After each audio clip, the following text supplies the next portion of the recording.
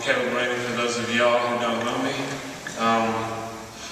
there's my dad right there with the flip video. Back there.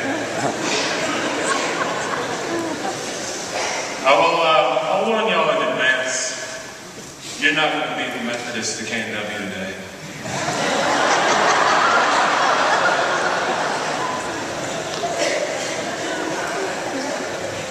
I will start with a quote from our role model and my father.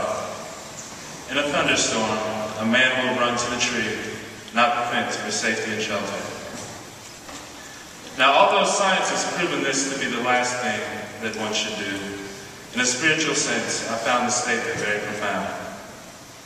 I believe that this is more important for people in our situation, preparing to graduate and in turn leave the security of our homes for the unpredictable and harsh real world. I now feel the need to ask myself, have I made God my tree? It's easy when one is raised by parents who made sure he was at church, but soon that enforcement would be just a couple of minutes away. Just kidding. I'm sorry, Mom, that was my hand. I'll be forced to make decisions that will either strengthen or weaken my faith every day. And in my situation, that's daunting. I'll also be fighting human nature, the desire to be in control.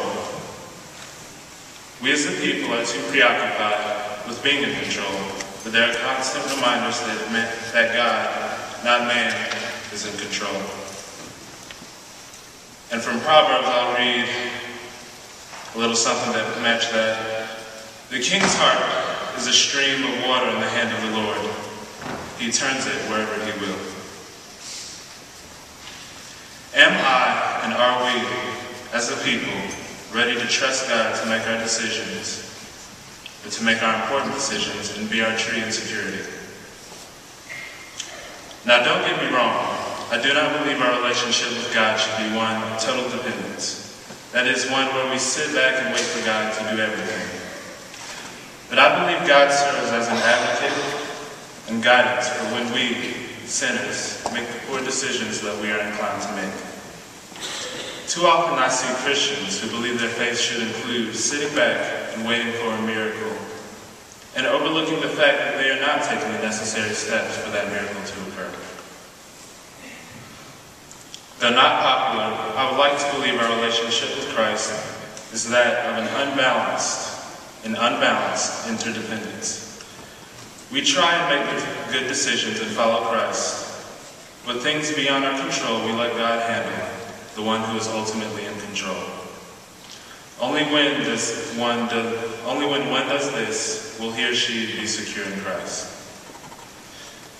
I'll also use a life example. When I was learning to drive a stick, I was very apprehensive, much like I am now. I observed others driving the stick, but I know I couldn't learn to master the craft simply by observation.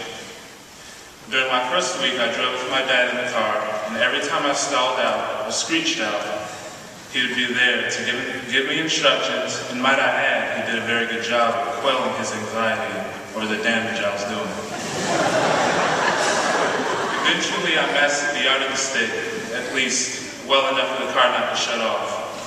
And eventually I was able to drive Bertha, the name for my manual transmission car. I use this example because my dad was my security during those experiences.